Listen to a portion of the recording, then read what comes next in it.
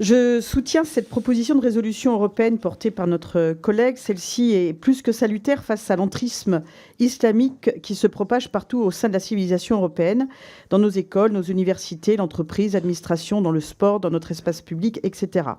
Cet entrisme islamique n'a qu'un seul but, faire de notre société une société charia compatible.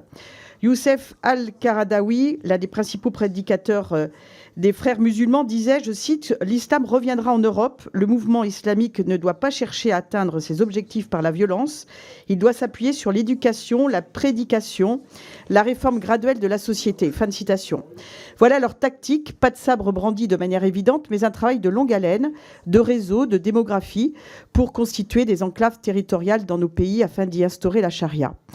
Il en aura fallu du temps pour que l'on écoute les travaux de l'excellente anthropologue du CNRS,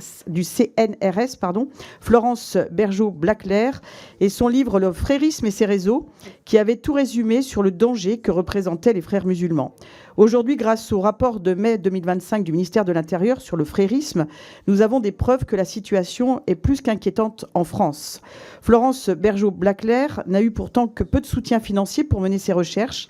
Elle a été intimidée. Plusieurs de ses conférences ont été annulées dans des universités à cause de la pression venant d'un certain camp, le même camp qui a traité le rapport du ministère de l'Intérieur d'islamophobe. Il y a une 5e colonne en France qui prend toujours le parti de l'étranger, d'où l'urgence de reconnaître en effet cette organisation comme terroriste, comme l'ont déjà fait de nombreux pays, comme cela a été rappelé par le rapporteur. Une Europe qui finance des ONG fréristes, qui finance une université à Gaza dont les professeurs appellent à la mort de juifs, femmes et enfants. Un Conseil de l'Europe qui mène une campagne célébrant, je cite, la liberté dans le hijab, nous montre à quel point beaucoup ont été aveugles, naïfs, face à cet entrisme.